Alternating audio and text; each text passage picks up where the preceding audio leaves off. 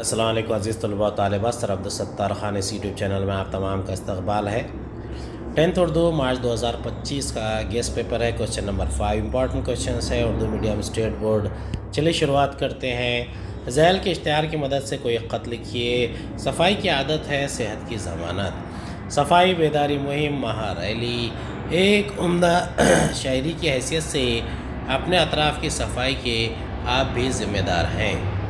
ये काम फ़र्ज़ भी है और ज़रूरी भी है, इसलिए आपकी शिरकत ज़रूरी है।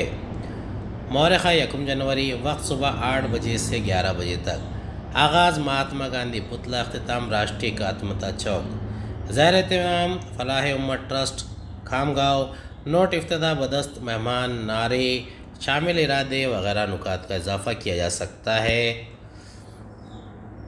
रस्मी ख़त अपने इलाके के ट्रैफिक पुलिस ऑफिसर से रैली के दौरान ट्रैफिक के माहौल इंतज़ाम की दरख्वास्त कीजिए। मज़ीद नुकात का इजाफ़ा कीजिए।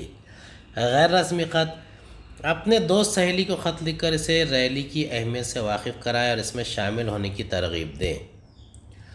रस्मी ख़त है अलीफ वे जीम सुलेमान बिल्डिंग, तीसरी मंजिल, फ्लैट नंबर 301, खामगांव बुल्डाना, 24 दिसंबर 2018। बाखिदमत आली जनाब ट्रैफिक पुलिस ऑफिसर खामगांव। मौजू रैली के दौरान ट्रैफिक के माहौल इंतज़ाम से मुताल्लिक़ जनाब वाला मैं एक ज़िम्मेदार शहरी और फलाह उम्मत ट्रस्ट का सेक्रेटरी होने के नाते आपसे दरख्वास्त करता हूँ कि आप इदारे के ज़ाहिर एहतमाम निकलने वाली सफाई बेदारी मुहिम की महा रैली के दौरान रास्तों पर ट्रैफिक का माहौल इंतज़ाम करें ताकि दीगर बाशिंदगान शहर को रैली की वजह से किसी परेशानी का सामना न करना पड़े। यह रैली 1 जनवरी 2000 को सुबह 8 बजे महात्मा गांधी पुतला से निकलेगी। शहर के मेयर जनाब इस रैली का इफ्तिताह फरमाएंगे। शहर के दीगर इदारों ने भी रैली को कामयाब बनाने के लिए ताउन देने का वादा किया है। रैली स्वच्छ भारत और साफ़ सुथरे मुल्क से मुताल्लिक़ नारे लगाते हुए 3 बत्ती शिवाजी चौक अजय नगर के इलाक़ों से होती हुई राष्ट्रीय एकात्मता चौक पर 11 बजे तक इख्तिताम पजीर होगी। ये रैली स्वच्छता अभियान की लड़ाई है, इसलिए हर जिम्मेदार शहरी का ये फ़र्ज़ है कि इस रैली में शरीक हो। तवक्का है कि कई स्कूलों के तलबा और तालिबात भी इसमें शरीक होंगे। लिहाजा आपसे गुजारिश है कि आप ट्रैफिक का माहौल इंतज़ाम करें और शहरियों को हर परेशानी से बचाएं। आपके ताउन का मुतमन्नी अलीफ बे जीम, सेक्रेटरी फलाह उम्मत ट्रस्ट खामगांव बुल्डाना। गैर रस्मी ख़त अलीफ बे जीम सुलेमान बिल्डिंग, तीसरा मंज़िल, फ्लैट नंबर 301, खामगांव बुल्डाना, 24 दिसंबर। प्यारे दोस्त सोहेल, प्यारी सहेली नगमा, अस्सलाम वालेकुम। मैंने यके बाद दीगरे 2 खतूत लिखे मगर इनमें से किसी एक का भी जवाब नहीं मिला। अब ऐसी भी क्या मसरूफ़ियत के दोस्तों की खैर आफ़ियत मालूम करने की भी फ़ुर्सत नहीं। खैर उम्मीद है कि तुम बखैर होंगी। सोहेल, मैं यह ख़त अपने शहर की सफाई मुहिम रैली में शरीक होने की दावत के लिए लिख रहा हूँ। 1 जनवरी को सुबह 8 बजे महात्मा गांधी पुतले के करीब से ये रैली निकलेगी। शहर के मेयर जनाब इस रैली का इफ्तिताह फरमाएंगे। फिर ये रैली, जिसमें शहरियों के अलावा तलबा और तालिबात भी शरीक होंगे, शहर के मुख्तलिफ रास्तों से गुजरती हुई तकरीबन 11 बजे राष्ट्रीय एकात्मता चौक पर इख्तिताम पजीर होगी। तुम तो जानते हो कि यह रैली स्वच्छता अभियान की लड़ाई है। अपने आसपास के माहौल को साफ़ सुथरा रखने पर इसमें ज़ोर दिया गया है। वाकई ये हर जिम्मेदार शहरी का फ़र्ज़ है कि वो सफाई बेदारी मुहिम में बढ़ चढ़ कर हिस्सा ले और लोगों में सफाई की अहमियत व ज़रूरत का एहसास पैदा करे। तालीम की कमी की वजह से लोग समझ ही नहीं पाते कि इंसान को सेहतमंद रहने के लिए सफाई कितनी ज़रूरी है। अगर हम अपने घर का कूड़ा करकट कूड़ेदानों में डालें और म्यूनिसिपलिटी के सफाई के कर्मचारी पाते हैं अपनी ड्यूटी को ज़िम्मेदारी से पूरा करें तो इस ज़िम्मन में कुछ कहने की ज़रूरत ही पेश नहीं आएगी। माहौल साफ़ सुथरा होगा तो अमराज भी नहीं फैलेंगे और लोग तंदुरुस्त व तवाना रहेंगे। ये रैली महाराष्ट्र फलाह उम्मत ट्रस्ट नामी इदारे के ज़ाहिर एहतमाम निकाली जाएगी। शहर की कई अंजुमनों ने भी इसकी तायद की है और ताउन देने का भी वादा किया है। ख़त मिलते ही आ जाओ। अपनी अम्मी अब्बू और भैया भाभी को मेरा सलाम कहो। तुम्हारा दोस्त अलीफ बे जीम। ज़ैल के इक़्तिबास को गौर से पढ़िए, उसका इंतहाई खुलासा अपने अल्फाज में लिखिए। जिस ज़माने में शाहजहाँ आगरे में ताजमहल बनवा रहे थे, करीब करीब इसी ज़माने में बीजापुर में मोहम्मद आदिल शाह गोल गुंबद की तामीर में लगे हुए थे। गोल गुंबद दक्कन की अजीम शान और अजीब व गरीब इमारत है और आदिल शाही दौर की एक बेमिसाल यादगार। आदिल शाही दौर में रियाया खुशहाल थी, शाही ख़जाने भरे हुए थे, लोगों को आराम और आसाइश के सामान मुहैया थे। दक्कन इल्म व हुनर का गहवारा बना हुआ था। इस ज़माने की खसूसियत ये थी कि बादशाह अपनी ज़िंदगी ही में अपने मकबरे की इमारत बना लिया करते थे। हर बादशाह यही चाहता था कि अपने ज़माने की बेहतरीन यादगार छोड़े और पहले के बादशाहों पर सबकत ले जाए और ऐसा काम कर जाए जिसकी मिसाल आइंदा ज़माने में भी न मिल सके। मोहम्मद आदिल शाह से पहले इनके बाप इब्राहिम आदिल शाह सानी ने अपने लिए एक नहायत ही खूबसूरत और शानदार मकबरा बनवाया था। इसकी मिसाल इस ज़माने में तमाम दक्कन में न थी। ये इमारत आज भी मौजूद है और इब्राहिम रोज़े के नाम से मशहूर है। इमारत नहायत नफीस और दिलकश है। इसके मीनार बड़े नाजुक और खुशनुमा है। दीवारों में पत्थर की नाजुक जालियाँ हैं जिनमें कलाम मजीद की आयतें तराशी हुई है। अलगर्ज सन्नाई कारीगरी और गुलकारी का ये एक नादिर नमूना है। इसका खुलासा है, ताजमहल और गोल गुंबद की तामीर का ज़माना तकरीबन एक है। गोल गुंबद को आदिल मोहम्मद शाह ने तामीर किया था। इस दौर में लोग खुशहाल थे। दक्कन इल्म व हुनर का मरकज़ था। इस ज़माने में बादशाह अपनी ज़िंदगी ही में अपने मकबरे तामीर करवाया करते थे।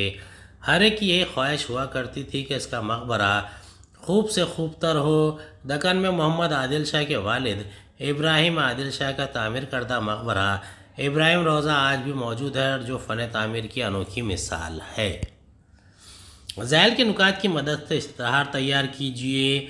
रेडीमेड कपड़ों का शोरूम, इफ्तिताह, तारीख़, वक्त, दुकान का नाम, पता, ख़ास रियायत, पुरकशिश ऑफ़र, बच्चों, नौजवानों, दूल्हा दुल्हन के मलबूसात, ज़्यादा से ज़्यादा ख़रीदी पर यकीनी तोहफ़ों का ऐलान।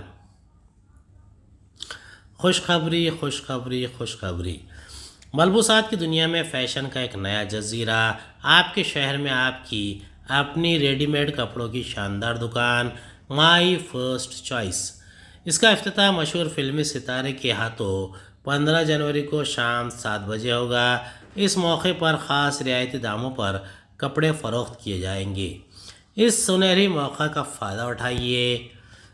हम आपके लिए लाए हैं जदीद तर्ज के मियारी कपड़े से सिले बेशुमार मलबूसात। हमारे इस शानदार शोरूम में बच्चों, नौजवानों, ख़वातीन और दूल्हा दुल्हन के लिए अलग अलग सेक्शन हैं। अपनी पसंद के कपड़े ख़रीदिए और दूसरों को भी ख़रीदने के लिए कहें। ज़्यादा से ज़्यादा ख़रीदारी पर हम आपके शान शान तोहफ़े पेश करेंगे जिन्हें पाकर आप यकीनन खुश होंगे। आपका इत्मीनान हमारा मकसद। 26 बाज़ार पेठ, गणपति मंदिर के सामने, भिवंडी थाने। दिए हुए नुकात की मदद से कहानी मुकम्मल कीजिए और मुनासिब उन्वान दीजिए। आमिर यतीम लड़का, 10वीं जमात का तालिब इल्म, फ़ीस, यूनिफॉर्म, घर खर्च का मसला, घर घर अखबारात की तकसीम, स्कूल की पढ़ाई, रात देर तक पढ़ाई, कामयाबी, कामयाब मुदर्रिस, बाइज़्ज़त मकाम। कहानी नवेसी, जहाँ चाहा है वहाँ राह है। इस दुनिया में कुछ भी नामुमकिन नहीं है। अगर इंसान में हिम्मत और हौसला हो और अपने नज़्बुल ऐन को पाने की तड़प हो तो वह हर हाल में अपनी ज़िंदगी के मकसद को हासिल करके ही दम लेता है। ऐसा ही कुछ मामला आमिर का भी था। आमिर एक यतीम लड़का था। जब वह सिर्फ 7 या 8 बरस का था तब इसकी माँ का इंतकाल हो गया। 1-2 बरसों के बाद बाप भी चल बसा। अब सिवाय एक गरीब खाला के इसका इस भरी दुनिया में कोई न था। खाला भी बेवा थी। इस शरीफ खातून ने इसकी परवरिश की और हत्तुल इम्कान कोशिश की कि इसे माँ बाप की कमी का एहसास न हो। दिन गुजरते रहे। अब आमिर 10वीं जमात का तालिब इल्म था। इसने महसूस किया कि पढ़ाई के अखराजात काफ़ी बढ़ गए हैं। स्कूल की फ़ीस, यूनिफॉर्म, किताबों और बयाज़ों का खर्च, फिर घर गृहस्थी चलाने के लिए रोज़मर्रा के खर्च, इस पर आसमान को छूती महंगाई और बेचारी एक खाला का दम। इसने सोचा ऐसा नहीं चलेगा, इसे कुछ करना होगा। खुशकिस्मती से इसे शहर के एक बड़े अखबार फ़रोख्त करने वाले के यहाँ मुलाजिमत मिल गई। इसका काम घर घर जाकर अखबारात तकसीम करना था। स्कूल जाने से पहले वो अपनी ड्यूटी पूरी करता, फिर स्कूल चला जाता। इसकी इस नौकरी की वजह से खाला को भी खदरे राहत मिल गई थी। रात देर तक पढ़ाई करने का इसने मामूल बना लिया था। बेशक इसे खेलने कूदने और आराम करने के मौके बहुत कम मिलते थे, मगर वो खुश था। कुछ पाने के लिए कुछ खोना तो पड़ता है। इम्तिहानात करीब आए तो उसके मालिक ने भी इसे सहूलत दी। दिन रात की मेहनत ने इसकी सेहत को मुतासिर किया था, मगर इसने इसकी परवाह न की। आखिर इसकी मेहनत रंग लाई। इसने बेहतरीन नंबरात हासिल करके नुमाया कामयाबी हासिल कर ली। अल्लाह ने इसे जहानत भी अता की थी और इल्म का शौक़ भी। इसने आला तालीम हासिल की, अपनी खुदादा सलाहियत और ख़ूबियों में इजाफ़ा किया। आज वो एक कामयाब मुदर्रिस है। समाज में से एक बाइज़्ज़त मकाम हासिल है। रुपये पैसे की भी कोई तंगी नहीं है। वह खुशहाल ज़िंदगी जी रहा है। खाला बूढ़ी हो चुकी है और उसकी एक ही तमन्ना है कि आंखें बंद होने से पहले वो आमिर के सहरे के फूल खिलते देखें। सवाल नंबर 5 का जीम है तहरीरी महारतें। तहरीर की दर्ज झैल किस्मों में से किसी एक सरगर्मी को हल कीजिए। 100 तो 120 अल्फाज पर मुश्तमिल मजमून लिखिए।